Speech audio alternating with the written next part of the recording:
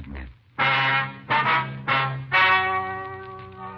Ladies and gentlemen, the story you're about to hear is true. The names have been changed to protect the innocent.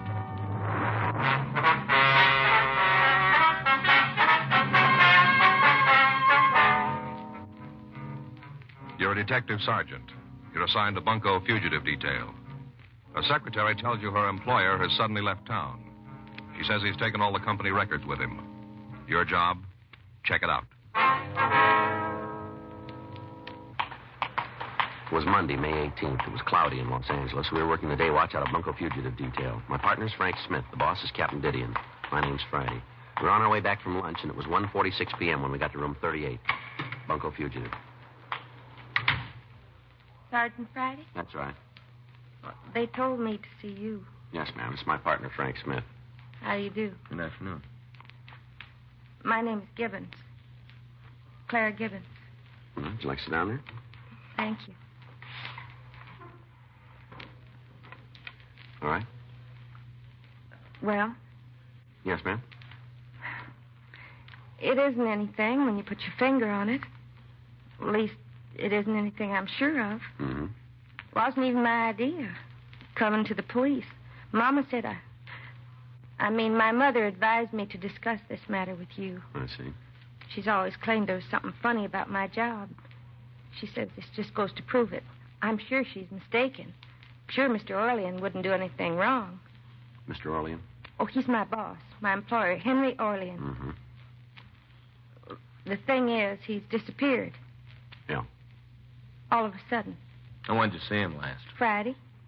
Friday evening when I left the office, 5 p.m. Have you checked with his home? I don't know where he lives. He never told me. I see. He's never gone out of town before. Not since I started working for him. Well, how long has that been? 7 months. 7 months on the 3rd. What kind of business is he in? Uranium. Uranium stocks. Mm-hmm. Multiple Uranium Investments Incorporated. That's the name of his company. I see. Well, don't the other employees have any idea where he went?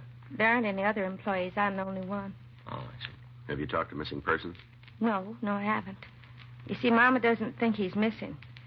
She says he skipped out, that he's a crook. Does your mother know this, Mr. Orlean? Only what I've told her about him. They've never met. She's been suspicious from the very beginning, though. Afraid I don't follow you. Well, it's kind of hard to explain. How's that? You see, the thing is, Mama just can't understand why he ever hired me. The employment office sent me to see him, along with 7 or 8 other secretaries. Mr. Orlean picked me out from all the rest. Was there something strange in that? Well, the truth is, I'm not much of a stenographer. Not a real good one, that is. I get kind of nervous whenever I have to take dictation, and my typing's just fair, too. I could do real clean copy if they'd just let me take my time, but they never do. Is that right? Except for Mr. Orlean. He doesn't rush me or get me all upset. It's the first time I've ever been able to hang on to a job. Pays awful good. $20 a week more than I ever earned before. That's all. Mom couldn't believe it when I told her. She said there's a catch to it someplace. Mm-hmm. It'd be different if if I wasn't plain. 2 or 3 of the other girls who tried out for Mr. Orlean, they were very attractive, and they all had nice clothes. Mm-hmm. Mama sure was surprised when I told her he'd picked me. There's a catch to it somewhere. That's how she put it. He's up to something, and he wants a secretary who's not too bright. Well, I'm afraid we're going to need more than that to start an investigation, Miss Gibbons. Yes, sir. I see. Well, thank you very much. Just a minute. Does he owe you any back wages? Oh, no. No, I'm paid up a month in advance. Mm-hmm. That was another thing that seemed funny. I mean, when you think about it now, it seems funny. Well, what do you mean? My being with him less than a year and him wanting me to take a vacation with pay, a whole month off. How'd that come about?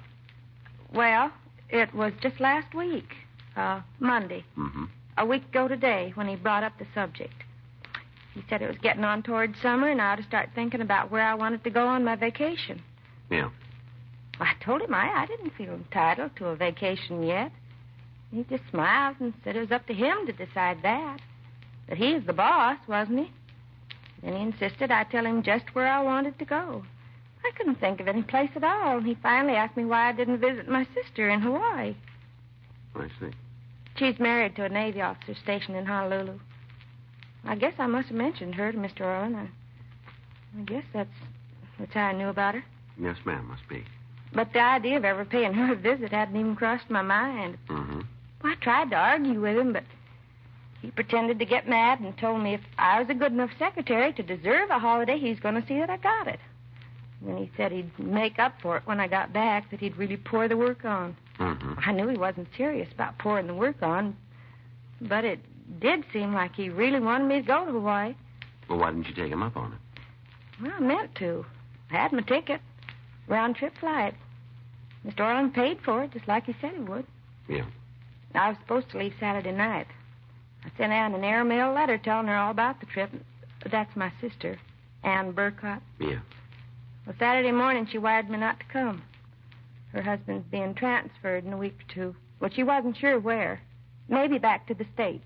I see. Oh, I suppose I could have made the trip anyway, but it wouldn't be any fun going someplace where I didn't know anybody. I don't make friends very easy. Is that so? Well, I didn't know just what to do, whether Mr. Orland would still want me to take the month off or not. I went down to the office this morning to talk to him about it. He wasn't there. Everything was gone. Yeah? From the safe, all the records and stock certificates, everything. And corporation papers he had framed up on the wall, they were gone, too. Had somebody broken in? I don't think so.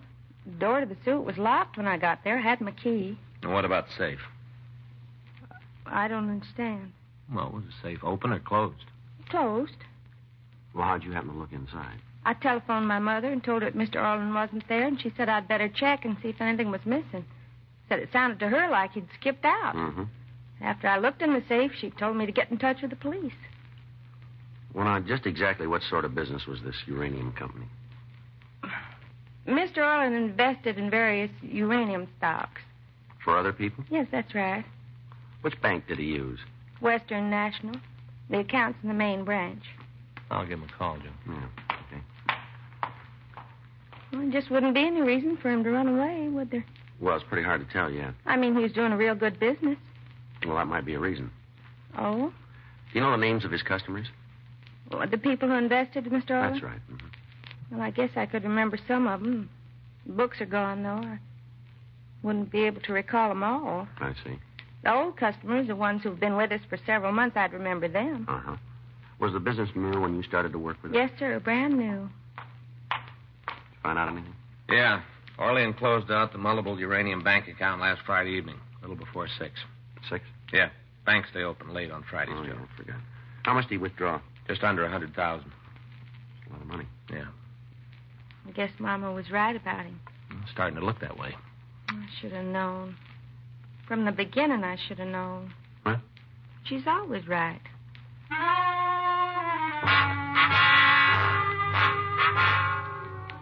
While Frank put in a call to Sacramento to check on the corporate status of multiple uranium investments, I asked Clara Gibbons to give me a detailed description of the suspect. 2:28 p.m., Sacramento reported that no such corporation had ever been authorized.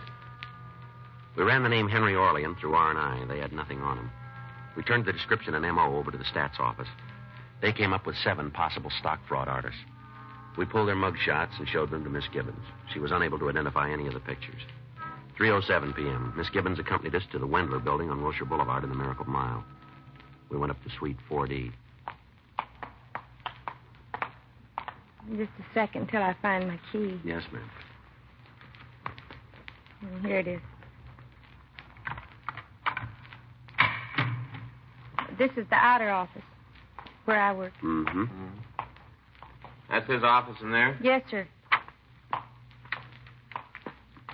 Well, that's real fancy. Have you talked to the building manager today? No, sir. Is he around, do you know? Well, there isn't any manager. Not exactly. The owner has an office down the hall. Oh. I'll be glad to find out if he's in. Thank you. You'll be here? Yes, ma'am. Well, very impressive quarters, huh? Must have been a very impressive guy. Yeah. Look at that, Joe. Wonder what he had up there. Hmm? Up on the wall. See that spot? Looks like there used to be a picture or something. Well, those incorporation papers, maybe, huh? Phonies? I don't know. As far as the state of California is concerned, they're phony. Mm-hmm. This is Mr. Wendler. Mr. Wendler is Sergeant Friday. How are you? I do. And this is... I'm awfully sorry. I don't seem to remember your name. It's all right. My name's Frank Smith. Well, Pleased to meet you. This is our identification, if you want to see it. forget it. All right.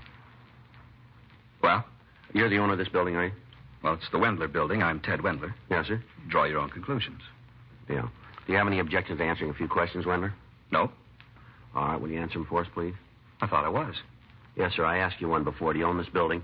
Outright. That isn't important. Well, it's important to me. It's important to the mortgage company. Is it in your name? Yes, it's in my name. All right, fine. And what about the man who rented this suite? Orlean? Yes, sir. Well, what about him? Do you know he left town? Well, she just told me. Did you know about it before? No. What can you tell us about him? He's a broker or something. Uranium stocks, I guess. So we got that much. That's all you know about him, huh? Yeah? How long's he rented from you? Let's see, a little over 7 months. Be 8 on the 3rd. Did he mention anything about where he had offices before? No, he said he was from back east. Any particular place? No. Why, what's he done? We'd like to talk to him, that's all. Well, maybe he'll come back. Uh-huh. Well, if he doesn't, it's all the same to me. What? I made him pay his rent in advance whole first year. That your usual practice? No, only with fellas in the stock market. You see, I remember 1929. Yeah. You never know what's going to happen, not with fellas in the market. Mhm. You see, I remember 29. Yeah. If Orlean stays away, I'm way ahead of him. Rent's paid up. Mhm. I'm nearly 5 months ahead of him. Yes, sir. I wish we were.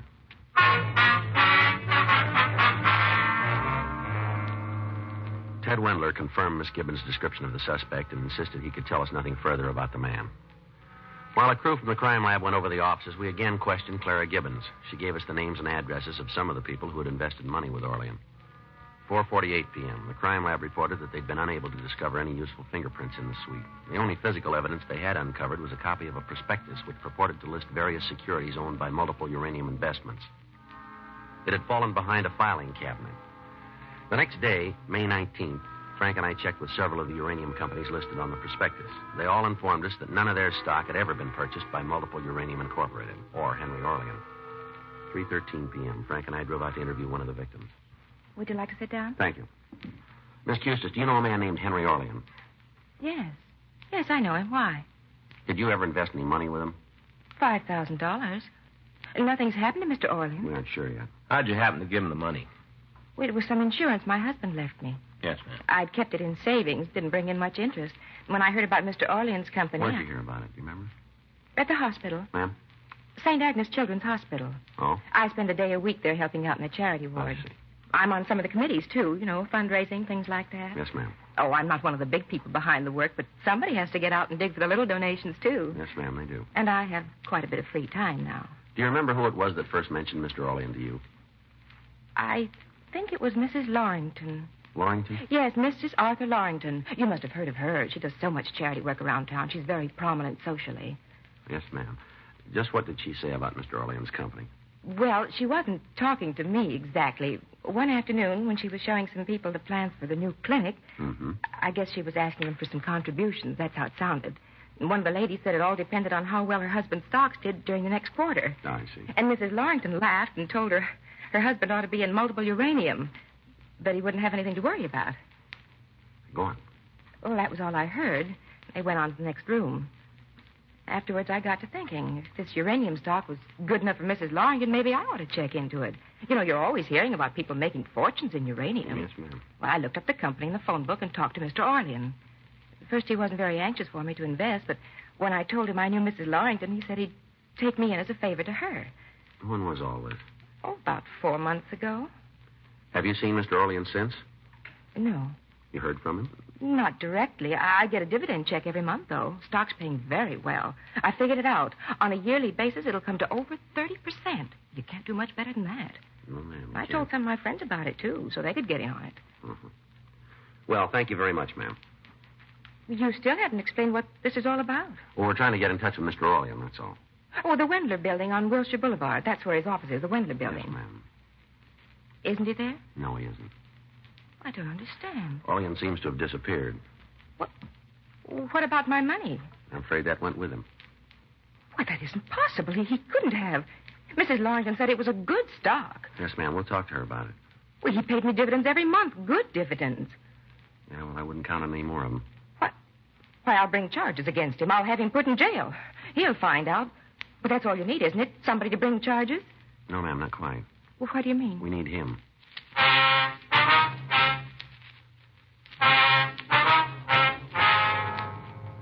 Frank and I left Mrs. Custis and drove out to interview another victim, Mrs. J.T. Pressing on Highland Avenue. She told us that she had invested $8,000 in multiple uranium. She also told us that she had first heard about the stock through a friend who was on the fundraising committee for St. Agnes Hospital. We interviewed 3 more victims. All of them were in some way associated with the hospital or were acquainted with Mrs. Arthur Lorington. 8:45 p.m., we drove up to the Lorington estate in Bel Air. A maid showed us into the library and said that Mrs. Lorington would see us in a few minutes. Hey, Joe. Yeah. That's her. Hmm? Up there on the wall, that painting, that's Mrs. Lorington. Yeah. Saw it in the Sunday paper once. Society page. Mm-hmm. Real honest to gosh artist did it. You don't say. Mm-hmm. Probably flatters her a lot. Maybe. Oh, it's bound to. What makes you think so? Well, it stands to reason, Joe. If all a person wants is a good likeness, a photographer ought to do the trick. Yeah. Artists know that, too. They do. Mm-hmm. Figures they want something else. Want to look better, so he flatters them. Oh, I see. That's the way it works. Are you gentlemen waiting for me? Ms. Lorington? That's right. We're police officers. This is Frank Smith. My name's Friday. Well, I'm sure it's my husband you want to talk to. Unfortunately, he's in San Francisco on a business No, trip. ma'am. We'd like to talk to you if you don't mind. You know a man named Henry Orlean? Orlean? That's it, yeah. The name sounds familiar, but I meet so many people, it's hard to be certain. Have you ever heard of a stock called Multiple Uranium Incorporated? Oh, yes, of course. Well, I didn't associate the two for a moment. That's Mr. Orlean's company, isn't it? Yes, ma'am. Do you have any money invested in that stock? No, not me personally, but I can vouch for the company if that's what you want to know. Mm-hmm. You see, I'm on the fundraising committee for St. Agnes Hospital. Matter of fact, I'm the chairman. Yes, ma'am, we know. And we do own some of Mr. Orlean's stock. The hospital, that is. But tell us, how'd you happen to buy it? Oh, we didn't. It was a donation. Would you mind telling us from who? Oh, no, not a bit. Mr. Orlean himself. I see. When did he give it to you? Last year, September. Yes, it was September. The Charity Bazaar. I don't recall the exact date, but I can find out for you. Well, September's close enough. Just what was this bazaar? A party here at my home. We opened the grounds to the general public. A garden party and auction combined. An auction. Some of the motion picture people donated the items we sold, and all the money went to the hospital. Mm-hmm. We raised over $25,000, not counting what Mr. Orlean gave us. Mm-hmm. That's the stock donation. That's right. He congratulated me on the bazaar. He seemed to be very interested in charity work. I said we would certainly use his help, and he offered to do whatever he could. Go ahead, please. He said that unfortunately he couldn't give us cash at the moment. He mumbled something about a tax problem. I'm not really too clear about those things. Everyone seems to be having tax problems nowadays. Mm-hmm. So instead of an outright gift, he offered us a block of stock in his company. I see. Now, just how much stock was involved? 500 shares, I think. Yes, something like that. At any rate, he said the market value of what he was giving us would be in the neighborhood of $10,000. Did he tell you anything else about it? He didn't go into the details of his corporation, and I certainly didn't question him. You don't look a gift horse in the mouth. Yes, ma'am. All I recall, he said his company owned shares in other uranium companies so that the money was well diversified. Now, was that all? Yes, I believe so. Except that he made one request. What was it? He asked me not to sell the stock for at least a year. Did he give you a reason? Oh, yes. He said that within a year's time it would double in market value. And in the meantime, the hospital would be receiving excellent dividends. I see. As a matter of fact, the dividends have been remarkable. Mm-hmm. Something like $500 a month, I believe our treasurer told me. Mr. Orlean must be a very shrewd investor. Did you ever discuss this uranium stock with any of your friends, Miss Lorington? Why, yes, once or twice. One of our committee meetings, when we were going over the books, we were surprised at the return it was paying us. We all talked about it then. I suppose I may have mentioned it since. Mm-hmm. Just in conversation. Yes, ma'am. Is Mr. Orlean upset that I told other people about his company? I didn't know he wanted it kept secret. No, he wanted you to tell him. Well, then. Several people that you discussed multiple uranium with invested in the company as a result. It's a perfectly sound investment. No, ma'am. What? Orlean has disappeared, and so has their money. I'm sure you're mistaken. The stock he sold him was phony. So was the stock he gave your hospital fund. But it couldn't be. Look at the dividends it paid. It was just good advertising. You mean he used the hospital? He used me? I'm afraid so. I just don't know what to say. I've never been involved in a situation like this before. Yes, ma'am. It's terribly distressing. Well, I know it's not my fault, but I can't help thinking I should have been more careful, more discreet. Well, I'm sorry. I'm afraid you'll have to excuse me. I don't feel like talking anymore. I'm very upset. We understand. Anita will show you out. We'll find a way. Let's go. Oh. I was just looking at that painting up there again. You know, I was right, Joe. Hmm? Flatters her.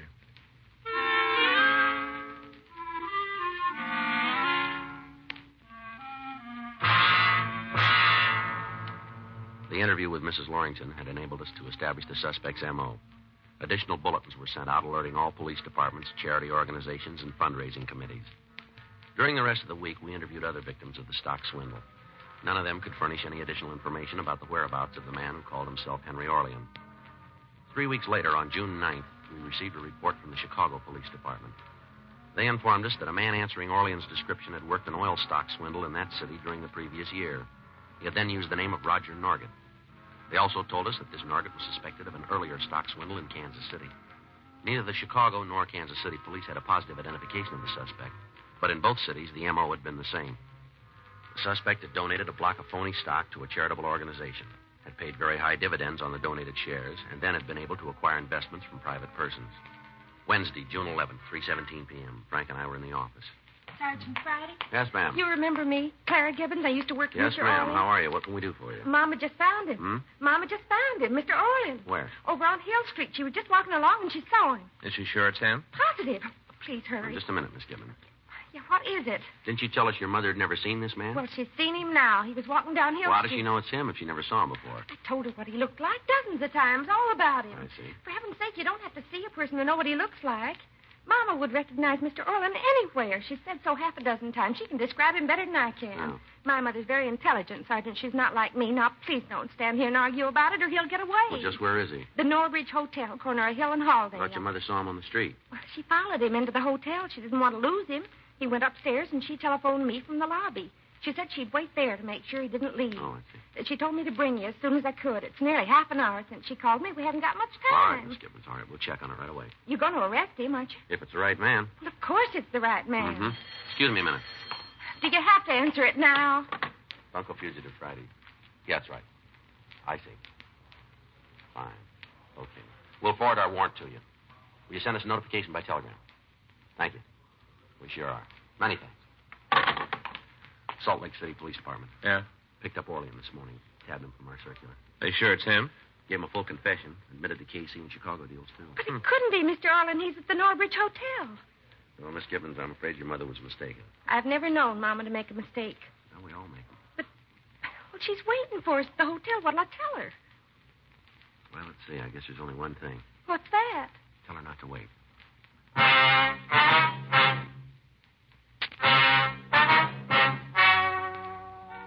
The story you have just heard is true. The names were changed to protect the innocent. On August 16th, trial was held in Department 98, Superior Court of the State of California, in and for the County of Los Angeles.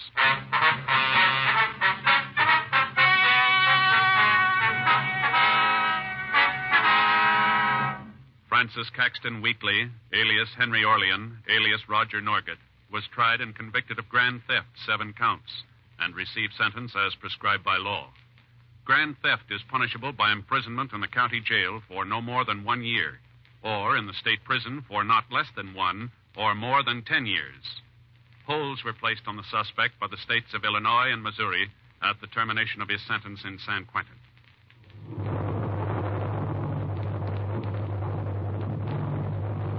You have just heard Dragnet, the authentic story of your police force in action, and starring Jack Webb, a presentation of the United States Armed Forces Radio Service.